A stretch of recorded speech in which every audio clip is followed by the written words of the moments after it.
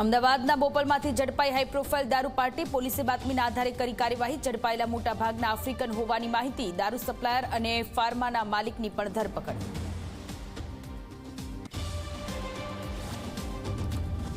અમદાવાદમાં ઝડપાયેલી રેવ પાર્ટીમાં પરફોર્મન્સ કરનાર મીડિયાને જોઈને થયો ફરાર। આફ્રિકન યુવકને પોલીસે કેમ ન પકડ્યો તે મોટો સવાલ।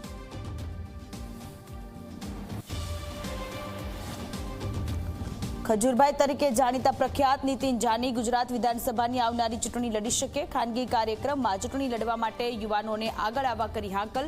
કહ્યું કે જરૂર પડે હું પણ આવીશ આગળ।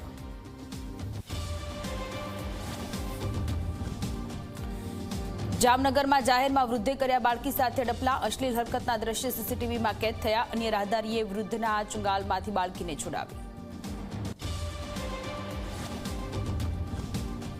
વડોદરાના માંજલપુર જીઆઈડીસી રોડ પર અસામાજિક તત્વોનો આતંક। રોડ પર પાર્ક કરેલી 14 રિક્ષાઓમાં કરી તોડફોડ। ઘટનાના દ્રશ્ય સીસીટીવીમાં કેદ।